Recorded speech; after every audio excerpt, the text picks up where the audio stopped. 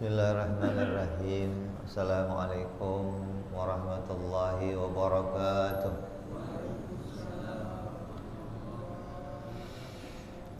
Al-Fatihah ila ruhi Sayyidina Habibina wa Syafi'ina Rasulillah Sayyidina Muhammad ibn Abdullah sallallahu alaihi wa ala alihi wa sahbihi wa azwajihi wa zurriyyatihi Allah ya'lil al-jati bil jannah wa yaqawna bi asrarihim wa anwarihim wa ulumihim wa nafahatihim wa barakatihim fi dini wa dunya wal akhirah wa yaj'aluna min hizbihim yarzuquna mahabbatahum wa yatawaffana ala millatihim wa yashurna fi zumratihim bilafiyatin wa salamatin lahumul fatihah. A'udzu billahi minasy syaithanir rajim. Bismillahirrahmanirrahim. Alhamdulillahi rabbil alamin arrahmanir rahim maliki yaumiddin. Iyyaka na'budu wa iyyaka nasta'in ihdinas siratal mustaqim siratal ladzina an'amta 'alaihim ghairil maghdubi 'alaihim waladdallin amin. Bismillahirrahmanirrahim.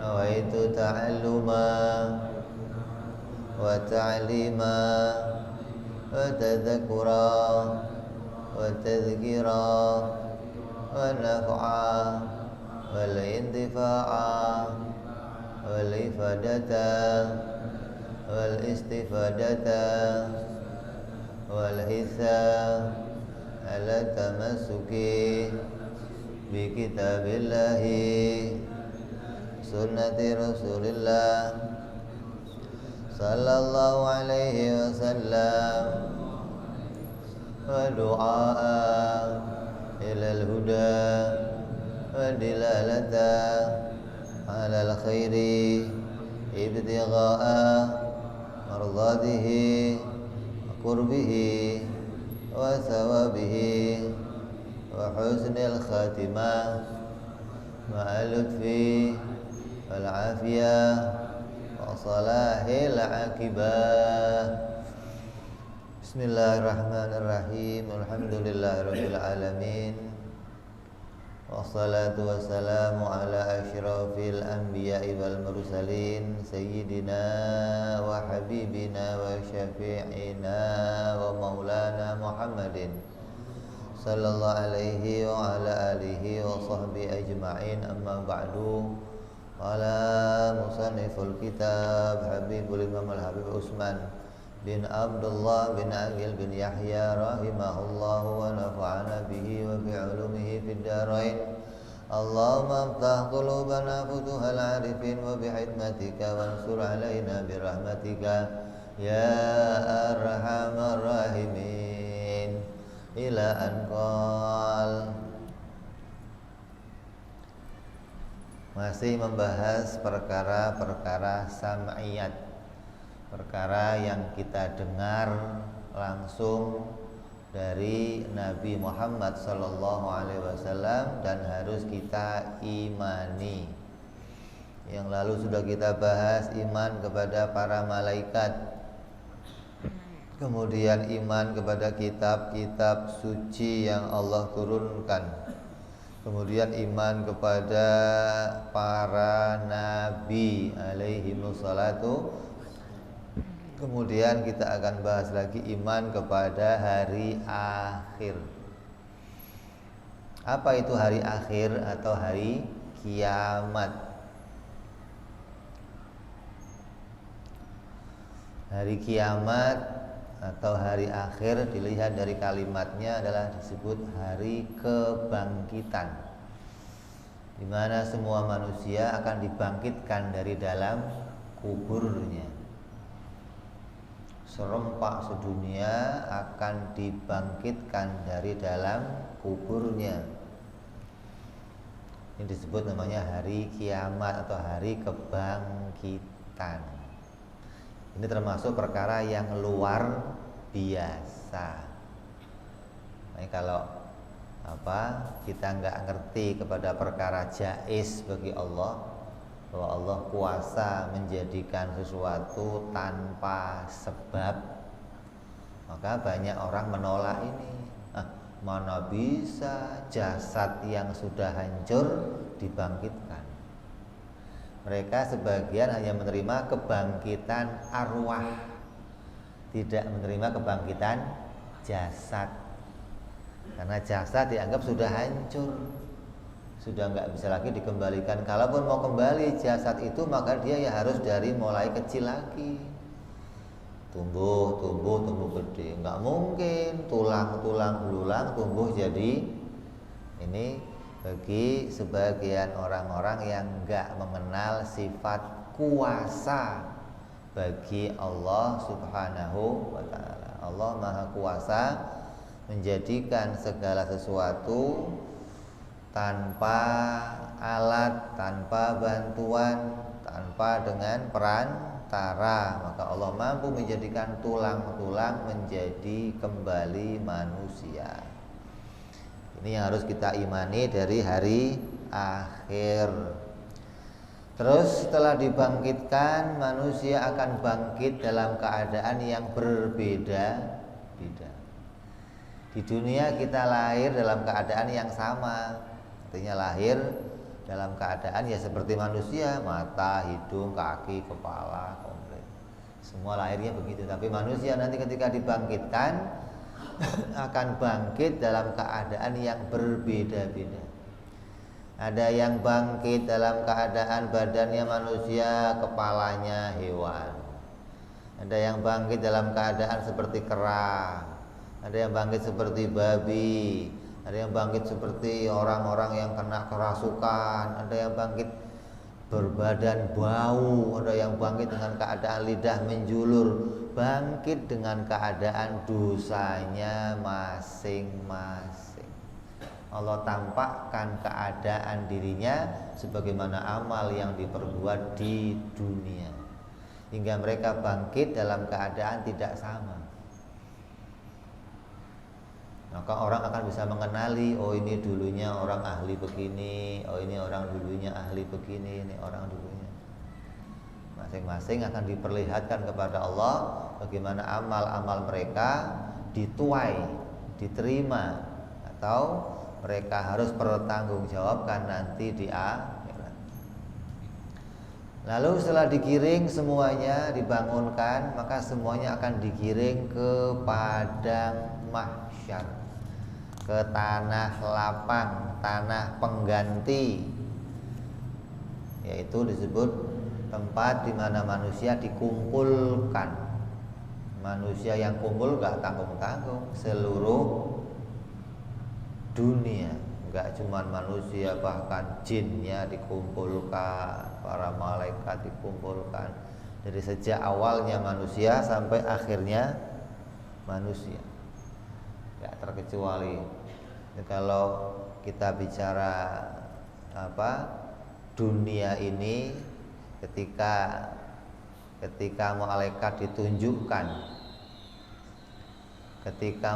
ditunjukkan arwah yang akan disiapkan untuk lahir ke dunia, malaikat nanya sama ya Allah, dunia apa cukup buat nampung arwah segitu banyaknya? Kata Allah, oh saya akan keluarkan nanti sedikit demi sedikit. Turun arwah sebagian, diambil arwah yang lain. Turun lagi arwah, diambil. Hingga dunia yang sekecil ini muat untuk dihuni manusia sejak zaman Nabi Adam sampai begitu dibangkitkan kembali, ya nggak muat dunia ini. Mau bangkitnya bareng.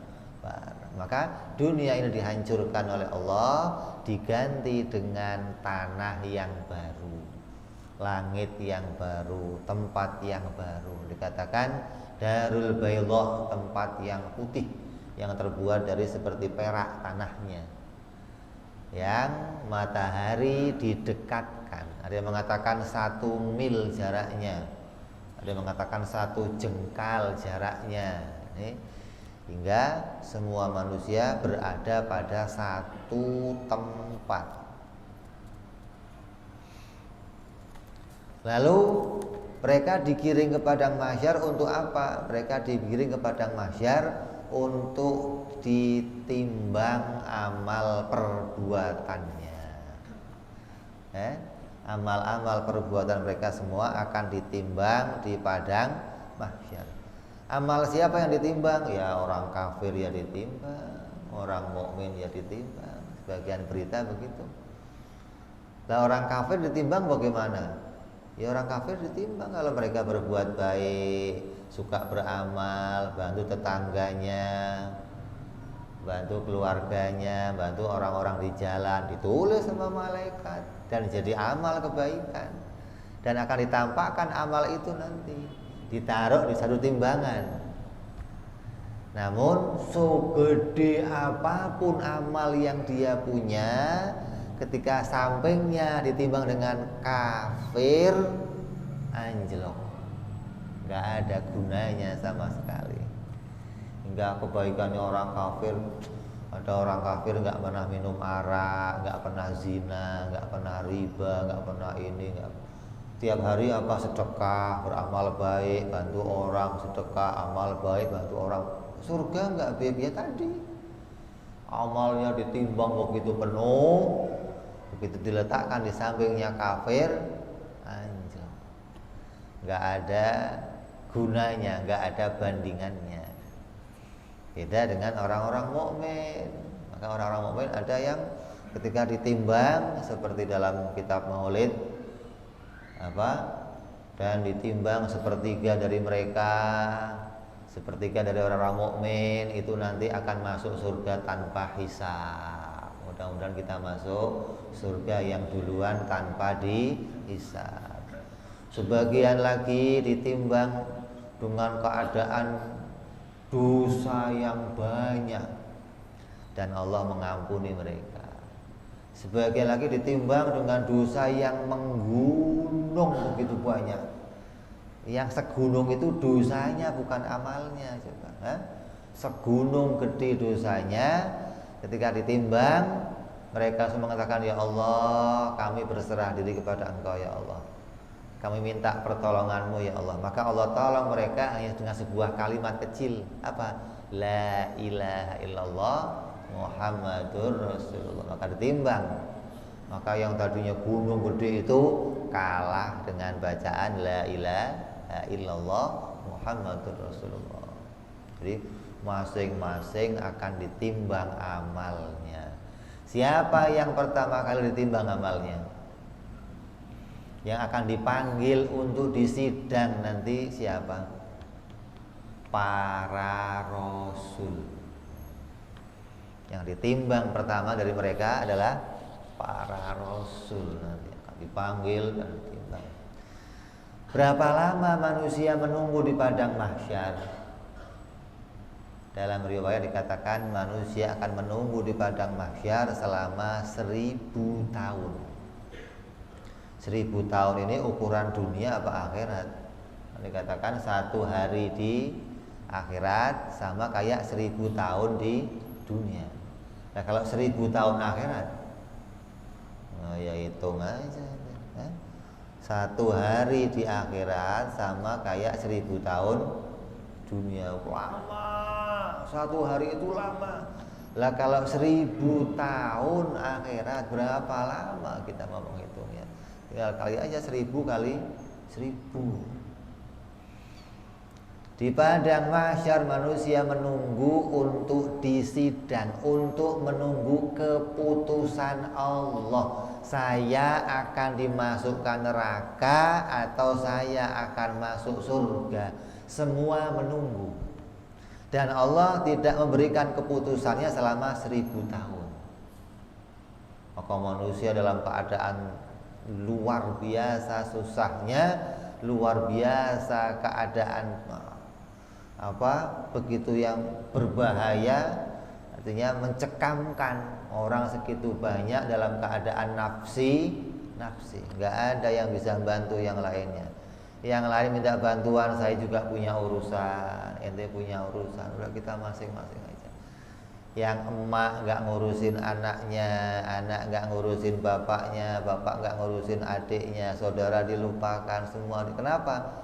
Keadaan yang begitu berat dialami masing-masing.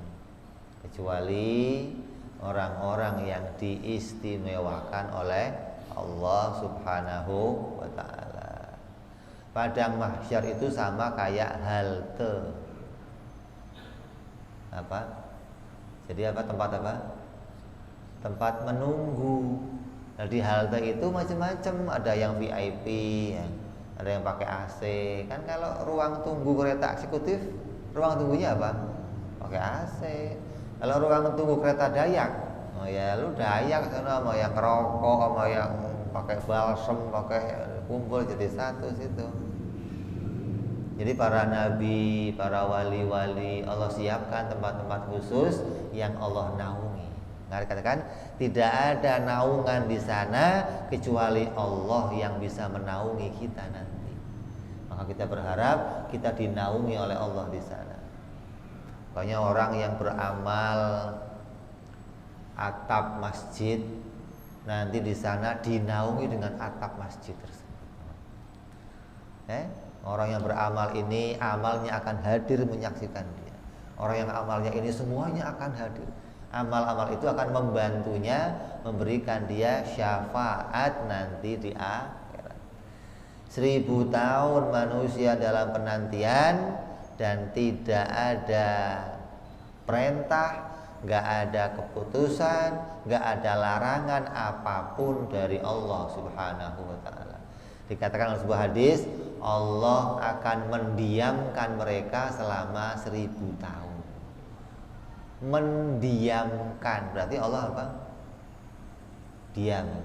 Maknanya Allah diam itu bukan Allah nggak berkata-kata, bukan. Maknanya Allah diam, Allah tidak menurunkan keputusan, gitu loh. Belum ada keputusan mana surga, mana neraka, mana, belum ada. Sampai mereka mohon kepada Allah, ya Allah berikanlah keputusan sekarang, walaupun keputusannya saya harus ke neraka, sekarang putuskan ya Allah. Kenapa? Banget tempat itu sudah nggak bisa ditahan oleh mereka. Mereka pingin pindah ke neraka, walaupun mereka nggak tahu neraka itu lebih parah dari padang mahsyar. Dikira pokoknya pindah dari sini, dah pindah kemana, mau ke neraka kayak kemana, kayak dia nggak tahu neraka lebih, itu ke neraka masuk, ya Allah pindah yang tadi aja lagi ya Allah, kayak pernah di sini. Ini keadaan yang begitu mencekamkan masing-masing. Terus mereka dikumpulkan jadi satu, penjaga mereka para malaikat yang besarnya luar biasa, yang mereka setiap waktu mengawasi manusia dengan keadaan memilih manusia dan memisahkannya. Mana ashabul yamin, mana ashabul shimal. Maka malaikat akan menarik kepala mereka dengan rambutnya dijambak, diseret, dipisahkan, kelompok sana. Maka mereka semua ketakutan, jangan sampai saya terseret, jangan sampai saya terseret. Nggak ada yang tahu mana yang nggak terseret. Maka tampaklah begitu rahmat Allah nggak terlihat di situ. Yang terlihat hanya murka, yang terlihat hanya kedahsyatan, kekejaman, hingga manusia begitu takutnya pada masa itu. Masing-masing berharap dirinya diselamatkan oleh Allah, bisa masuk kelompok bagian kanan, jangan sampai mau masuk kelompok sebelah kiri. Sampai terfikirlah dari sebagian para ulama yang kemudian punya inisiatif. Ini Allah ilhamkan kepada mereka, yang masing-masing tokoh-tokoh umat Islam ini kemudian mendatangi para nabi. Datang ke Nabi Adam, wahai Nabi Adam, tolonglah kami, mintakan syafaat kepada Allah, mintakan pertolongan Allah, berikan syafaatmu wahai Nabi Adam, agar kami segera mendapat keputusan. Jangan ngambang kayak begini. Ini enggak jelas keputusannya apa, neraka enggak, surga ya enggak. Apa kata Nabi Adam? Nafsi, nafsi. Kamu urus urusan kamu, saya urus urusan saya. Masing-masing ngurusin urusannya masing. Kenapa? Sampai-sampai bahkan Nabi Adam ketika melihat dahsyatnya keadaan pada masa itu nggak bisa berkata-kata apa-apa. Nabi Adam hanya berpesan, saya nggak sanggup nolongin kamu, cobalah datang ke Nabi Nuh. Barangkali Nabi Nuh bisa nolongin kamu.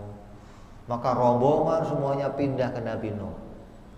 Datang ke Nabi Nuh, wahai Nabi Nuh, tolong kami, berikan syafaatmu, mintakan kepada Allah agar kami segera dipindahkan dari tempat ini dan diberikan keputusan. Nabi Nuh menjawab dengan jawaban yang sama, nafsi.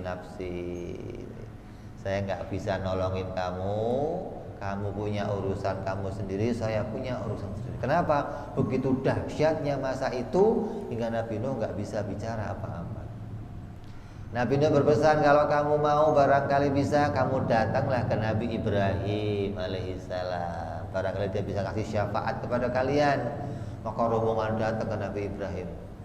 Nabi Ibrahim jawabannya sama dan berpesan, barangkali bisa kamu datanglah ke Nabi Musa. Terus Nabi Musa oper lagi ke Nabi yang lain, oper lagi sampai terakhir dioper ke Nabi Isa alaihissalam. Apa kata Nabi Isa? Sama, nafsi. Tapi kalau kamu punya barang, kata Nabi Isa, kemudian barang itu kamu simpan di suatu kotak, kemudian kotak itu tertutup, kalau kamu harus mengambilnya, caranya bagaimana? Ya buka penutupnya. Selama kamu buka penutupnya, kamu nggak akan bisa ngambil barangnya. Maka kata Nabi Isa, pembuka penutup itu adalah Nabi Muhammad Sallallahu Alaihi Wasallam. Maka masing-masing orang berbondong-bondong menuju Nabi Muhammad Sallallahu Alaihi Wasallam. Begitu mereka datang, ya Rasulullah, apa kata Rasulullah? Disambut ahlan wa sahlan, mari. Hanya aku yang bisa ngasih kalian pertolongan. Maka Rasulullah sujud, ya Allah, syafaat, memintakan pertolongan, memberikan syafaat, ya Allah, pindahkan mereka, bebaskan mereka, segera sidang mereka, berikan keputusan untuk mereka. Maka Allah perintahkan bangkit. Maka ketika Nabi bangkit, semuanya segera dipindahkan dari padang mahsyar ke tempat persidangan. Dari Nabi yang satu ke Nabi yang lain berapa tahun masanya? 100 tahun. Nabi ke Nabi, Nabi ke Nabi lagi. 100 tahun masanya. Kenapa? Nah, yang manusia kumpul gak ada gangnya, gak ada nama jalan, gak ada alamat, nyarinya gimana? Kalau cuma semonas, nah mending ini sedunia kumpul, mau carinya bagaimana? Gak ada bendera yang berkibar, gak ada. Kok mereka mencari ke sono kemari hingga ketemu dengan Nabi. Setelah dipindahkan, mulai digiring, semua manusia berterima kasih kepada Nabi Muhammad Sallallahu Alaihi Wasallam. Maka syafaat yang diberikan kepada umat pada masa itu namanya apa? Syafaatul Udzma. Syafaat yang paling agung. Kita sering doa tuh, sering ulama-ulama ngomong, ya Allah mudah-mudahan kita dapat syafaatul udzma. Lah yang dapat syafaatul udzma siapa? Semua manusia, walaupun kafir, walaupun jin, mau mukmin, mau orang maksiat, semua mendapat syafaatul udzma. Apa itu bentuknya? Dipindahkan dari padang mahsyar ke tempat persidangan. Saya sering dengar tuh kiai-kiai ngomong, mudah-mudahan kita dapat syafaatul udzma. Yang dapat syafaatul udzma pasti surga. Kata siapa? Nggak ngerti syafaat ente berarti. Syafaat nggak cuma syafaatul udzma. Syafaat udzma itu syafaat yang utama, yang hanya dimiliki Nabi Muhammad Sallallahu Alaihi Wasallam, dan itu digunakan untuk apa? Memindahkan manusia dari padang mahsyar ke tempat persidangan.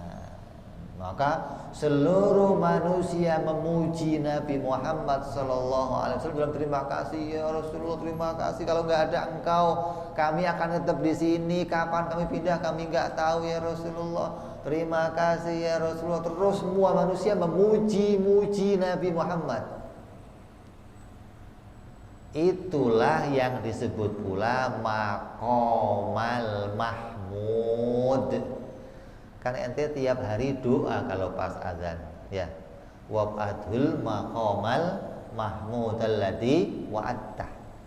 Ya Allah, segerakanlah maqamal mahmud, kedudukan yang terpuji namanya, kepada Nabi Muhammad seperti yang engkau janjikan.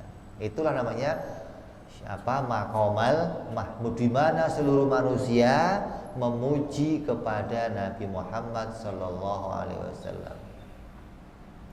Kamu juara catur tingkat camat, sekecamatan kamu menang. Begitu pulang kamu digiring sama warga kamu sekelurahan, dikarak ke seluruh kelurahan. Itulah yang namanya maqamal mahmud. Semua membangga-banggakan kamu hidup. Nah, masa itu semua manusia memuji Rasulullah, nggak ada yang tertinggal. Sampai kapan maqamal mahmud terjadi? Pujian-pujian terus berjalan sampai kapan? Semenjak manusia dipindahkan sampai nanti manusia semuanya masuk surga dan masuk neraka. Ketika di luar sudah sepi, nggak ada orang, barulah berhenti maqamal mahmud. Selama masih ada orang di luar neraka, luar surga, mereka selalu memuji Nabi Muhammad. Ini kalau nggak ada Rasulullah nggak sampai sini saya. Terus begitu dipuji, hingga pujian-pujian itu nggak pernah berhenti sampai mereka masuk surga, masuk neraka. Kok berhenti? Kenapa? Begitu masuk surga neraka, masing-masing punya urusannya sendiri-sendiri. Yang nikmat dengan nikmatnya, yang susah dengan susahnya. Tapi selagi masih di luar, mereka selalu memuji-muji Nabi Muhammad sallallahu alaihi wasallam. Ini pengertian maqamal mahmud menurut Ahlus Sunnah wal Jamaah. Ya. Beda lagi maqamal mahmud menurut Wahabi, menurut Salafi, menurut Mu'tazilah. Apa kata mereka? Maqamal mahmud kata mereka, nanti Nabi Muhammad akan duduk di sampingnya Allah. Kan Allah punya singgasana tuh. Maka nanti Allah di sampingnya, Nabi Muhammad nyempil di sampingnya gitu. Kenapa? Itulah makom yang tertinggi, di mana Nabi akan didudukkan bersama Tuhan. Itu makom yang tertinggi kata mereka begitu. Berarti mereka menganggap Allah itu jirim, Allah itu benda yang keadaannya sama seperti kita, ya duduk, ya bersebelahan, ya bergandengan dengan yang lain. Ini bukan imannya Ahlus Sunnah wal Jamaah. Sama kayak ini gambaran-gambaran.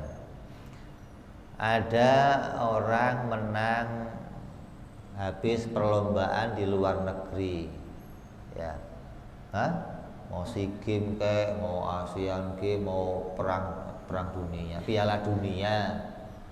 Kayak Indonesia sering ikut bal kan, bola Piala Dunia sering ya, final kan sering maksudnya. Ketika mereka menang, mereka pulang ke Indonesia, dari mulai bandara mereka dikawal, dinaikkan bis yang atasnya terbuka, keliling, masyarakat menyambut mereka dan bertepuk tangan, terima kasih. Itu kita menyebut namanya maqamal mahmud, makom yang terpuji. Orang itu akan bangga, terhormat. Kenapa? Dipuji oleh banyak orang. Terus setelah dipuji semuanya, sampai mereka ke istana negara. Di istana negara mereka turun, masuk kantor presiden dan duduk bersama dengan presiden. Ini loh, Lah kata mereka itulah maqamal mahmud. Daripada dipuji keliling-keliling masih mulia tadi duduk bersama presiden. Itu kalau kita kalau sama-sama jirim ya begitu. Nah ini Allah kan bukan jirim, Allah bukan benda, Allah bukan fisik yang seperti mana kita. Bagaimana digambarkan Nabi duduk bersama dengan Allah. Jadi kita masih kembali kepada maqamal mahmud. Menurut kita adalah Nabi mendapatkan pujian dari seluruh manusia dan jin, mau itu orang kafir, mau itu orang mukmin. Dan syafaatul uzma, bukan setiap yang dapat syafaatul uzma pasti masuk surga, bukan. Makanya kalau kamu doa nanti jangan doa mudah-mudahan dapat syafaatul uzma, enggak usah didoain, pasti dapat kamu. Pasti dapat. Kenapa? Mau kafirnya mau mukmin pasti dapat. Lah yang kita enggak bisa dapat apa? Syafaat setelahnya itu. Lah ini syafaat yang khusus. Ada syafaat yang umum. Nah, kalau syafaat yang umum ini yang Nabi Adam bisa ngasih syafaat, Nabi Nuh bisa ngasih syafaat Nabi. Kalau untuk syafaat yang satu lagi tadi itu semua Nabi nggak bisa, hanya bisa Nabi Muhammad Sallallahu Alaihi Wasallam. Tapi begitu syafaat yang lainnya semua Nabi, bahkan para wali, bahkan seorang anak, bahkan seorang kawan bisa memberikan syafaat kepada yang lainnya. Maka ini yang kita harapkan. Apa itu diantaranya?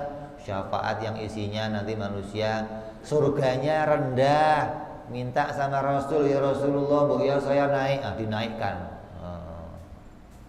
Ada yang sudah diputuskan neraka, minta syafaat, dibebaskan. Ada yang sudah masuk, dikeluarkan. Ini syafaat ini yang kita harapkan, bukan syafaatul uzma. Makanya syafaat juga harus ngerti ini yang mau kita minta syafaat yang mana. Ya Allah syafaatul uzma ya Allah. Orang nggak ngerti syafaat berarti ente.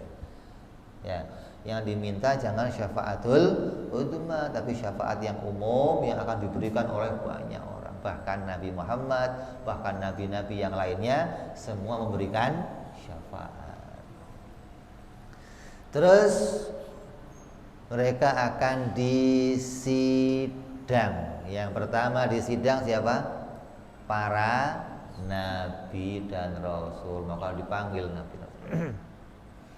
Nabi Adam, Nabi Nuh tanya, kamu sudah menyampaikan risalah dari saya?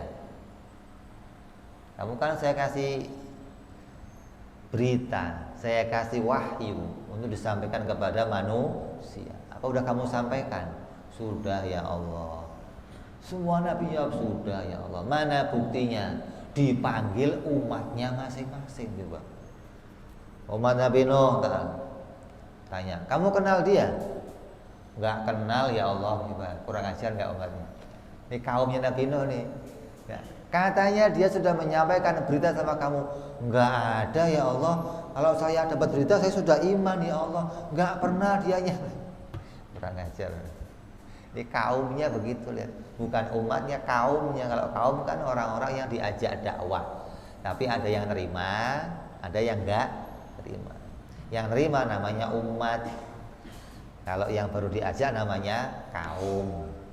Terus ke Nabi Musa, ke Nabi Nuh.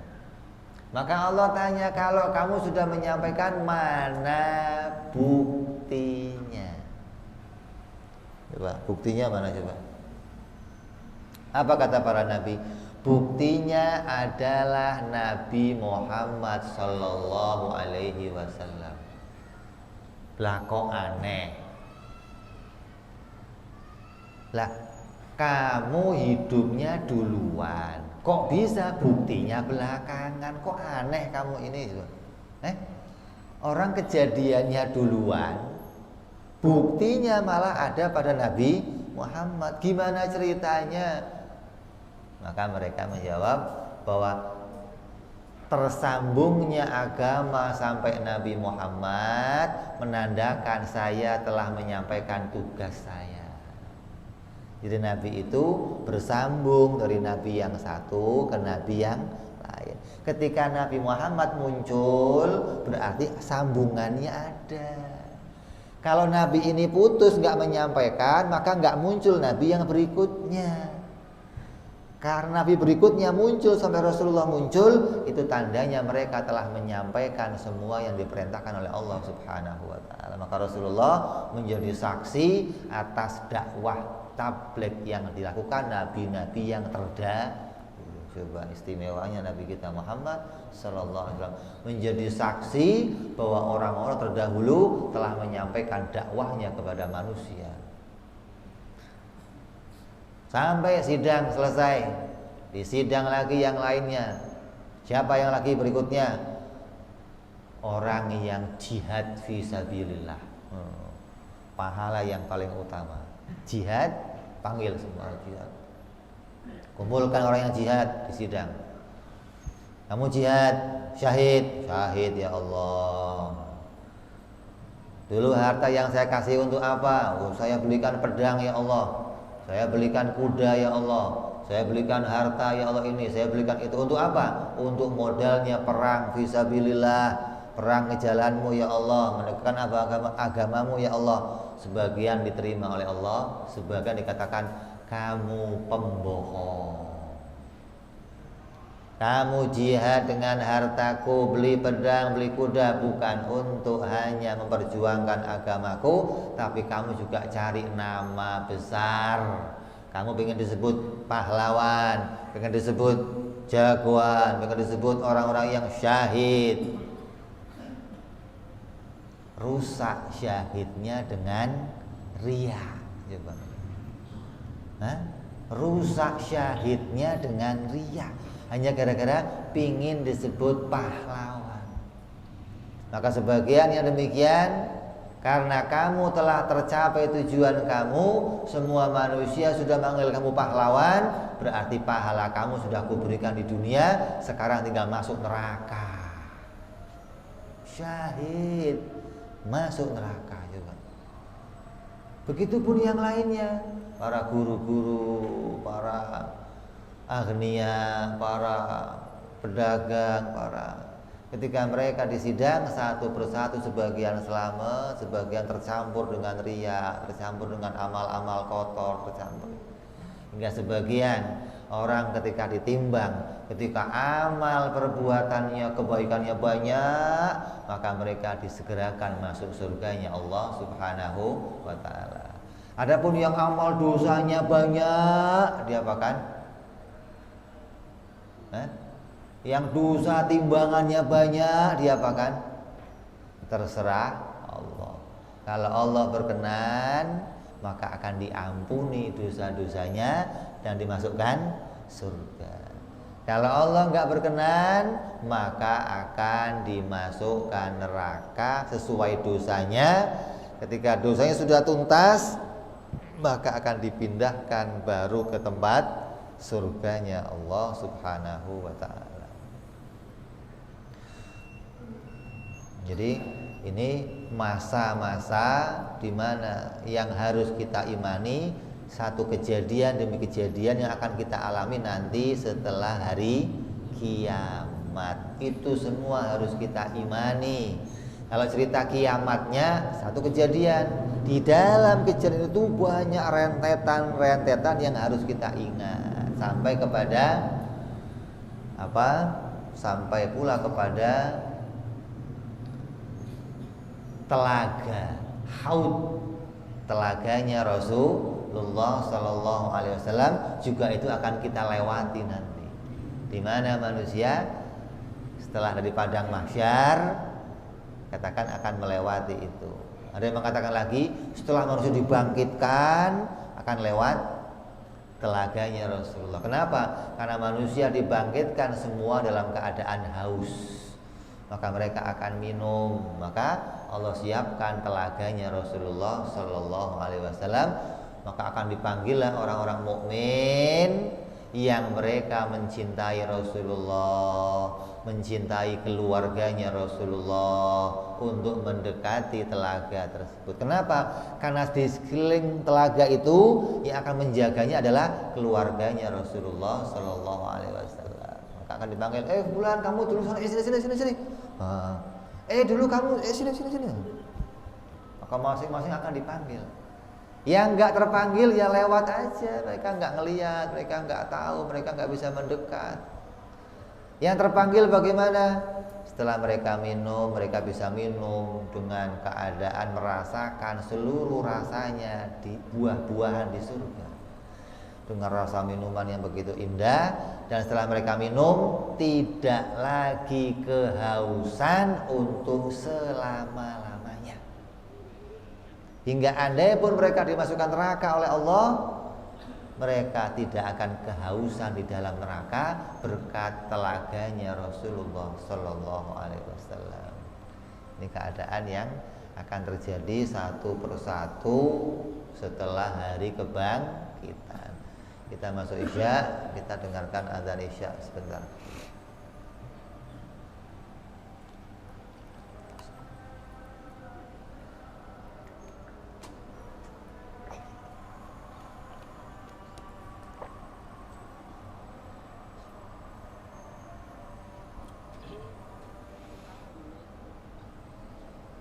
Allahu Akbar, Allahu Akbar, Allahu Akbar,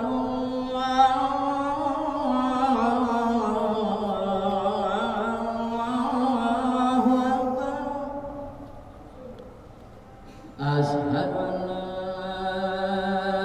ilaha illallah.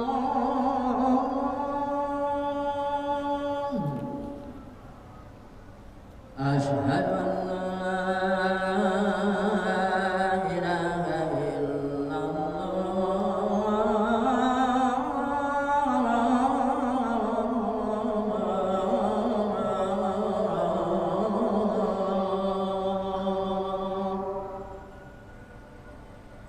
Asyhadu anna Muhammadar Rasulullah. Asyhadu anna Muhammadar Rasulullah.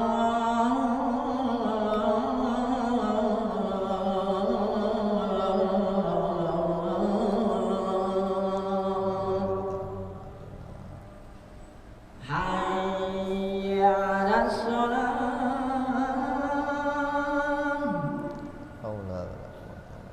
Hayya 'alas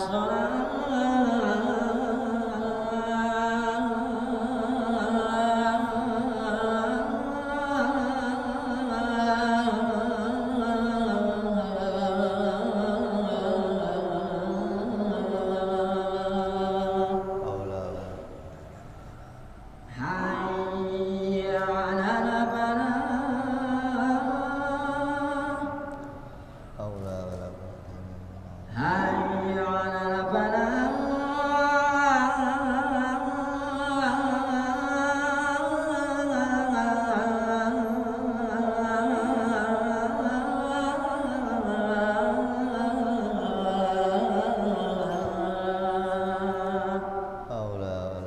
Hayya 'alal Allahu Akbar, Allahu Akbar. Allahu Akbar, Allahu Akbar. La ilaha illallah.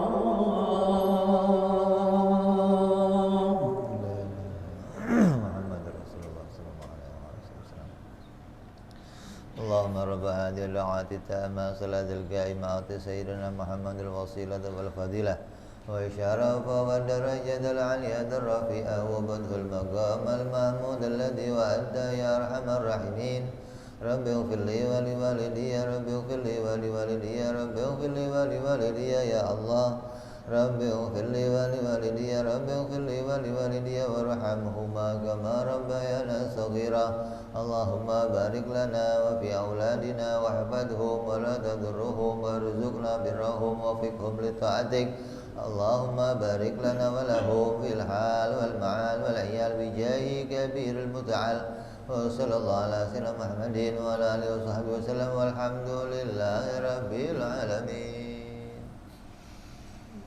Kita teruskan sedikit sambil nunggu yang sunnah. Maka setelah manusia ditimbang seluruh amal-amalnya dengan timbangan, dengan persidangan yang sangat cepat. Kalau yang nyidang bukan Allah, itu mungkin terjadi jutaan tahun. Yang nyidang Allah, yang kalamnya bila harfin bila sautin, maka Allah menyidang manusia dengan sidang yang sangat cepat. Bila manusia selesai disidang, selesai terus.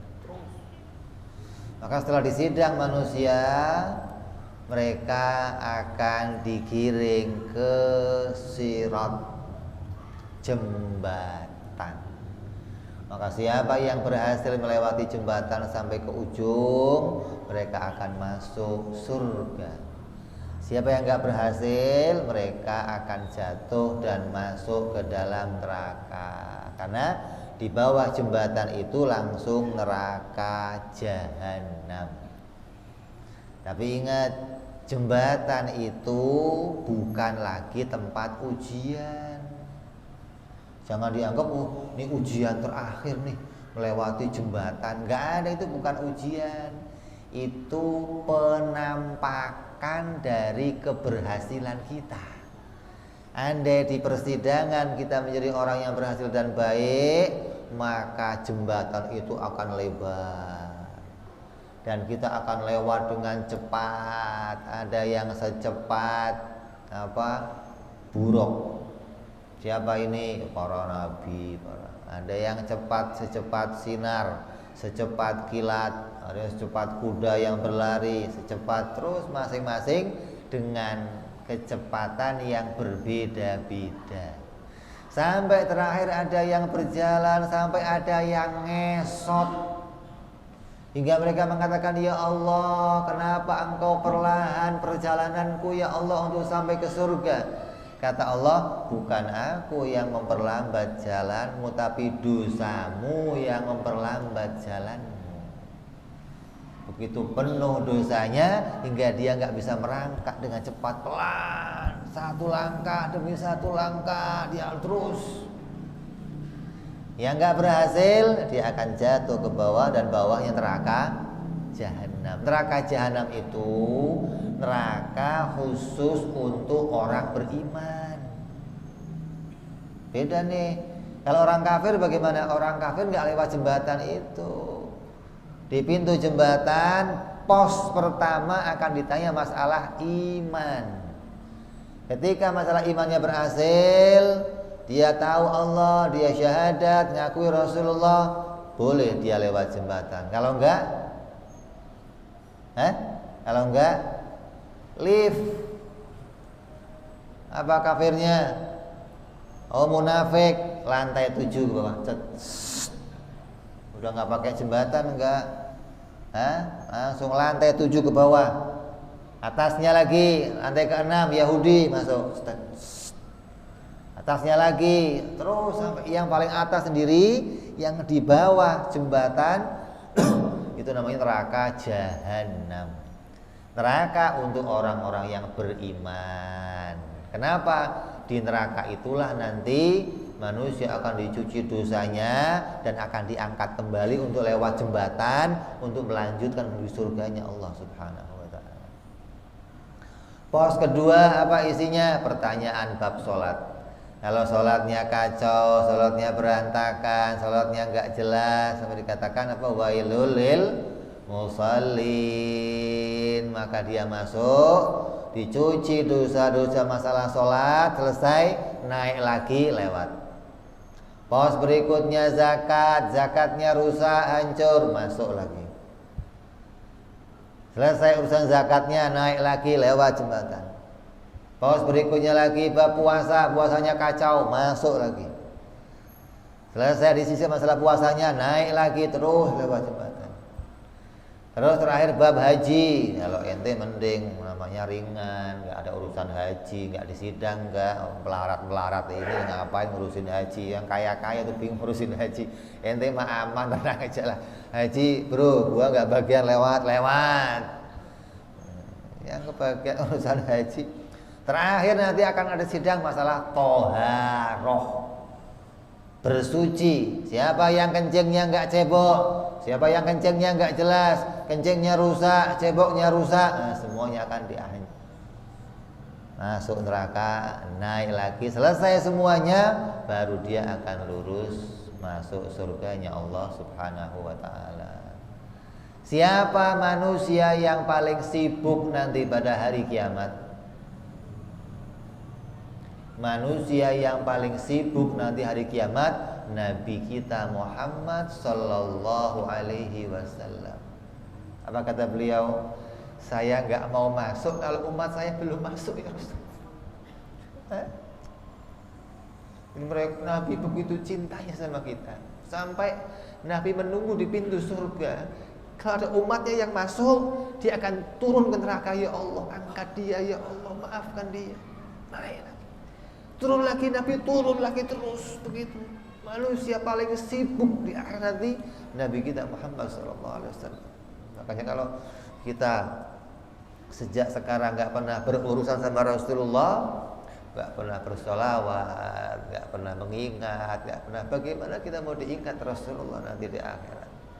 Jadi manusia yang tersibuk nanti di akhirat adalah baginda kita Nabi Muhammad SAW yang hatinya harisun alaikum bil mu'minina raufur rahim. Laqad ja'akum rasulun min anfusikum azizun, aziz, begitu cintanya, begitu hatinya lembut hingga dia merasakan sayangnya beliau melebihi sayangnya orang tua kita. Kalau kita jatuh, kita luka sakit, orang tua kita merasa kasihan. Nabi lebih merasakan sakitnya coba. Begitu cintanya Rasulullah sama kita, hingga beliau nggak mau kita terjadi apa-apa nanti di akhirat. Hingga setiap ada orang yang jatuh dari sirat, Nabi akan turun langsung, ya Allah, angkat dia, ampuni dia. Ya. Bayangkan berapa umat yang akan jatuh nanti di akhirat. Maka Nabi satu persatu diharapkan diangkat oleh Rasulullah. Ini betapa kita harus tahu kejadian-kejadian yang akan kita alami nanti di akhirat. Jadi kalau kita sekarang hidup di dunia berapa tahun? Paling lama 60. Dari mulai kita dibangkitkan nanti untuk sampai ke surga itu waktunya panjang. Jangan dikira selesai di sidang masuk, enggak ada. Di padang mahsyar aja 1000 tahun, belum di persidangan, belum lewat sirat, belum masuk neraka, maka panjang. Butuh modal yang banyak, modal amal soleh, modal iman yang baik. Maka kalau kita nggak penuhi modal-modal itu, kita akan celaka nanti di akhirat. Mudah-mudahan kita semua yang hadir diberikan oleh Allah iman yang benar, iman yang soleh, amal yang baik, menjadi orang-orang mukmin yang punya amal, yang diterima amalnya, hingga amal itu mendapatkan syafaat nanti di akhirat, menjadi pelindung kita, pengaman kita, mengamankan kita, hingga kita selamat dari mulai padang mahsyar, selamat di persidangan, selamat di sirat, sampai masuk surganya Allah Subhanahu wa taala. Amin ya rabbal alamin. Ala hadhihi niyyah wa ala niyatin shalihah wa ila hadratin nabi. Al-Fatihah. A'udzu billahi minasyaitonir rajim. Bismillahirrahmanirrahim. Alhamdulillahirabbil alamin arrahmanir rahim maliki yaumiddin. Iyyaka na'budu wa iyyaka nasta'in ihdinas siratal mustaqim siratal ladzina an'amta 'alaihim ghairil maghdubi 'alaihim waladdallin amin.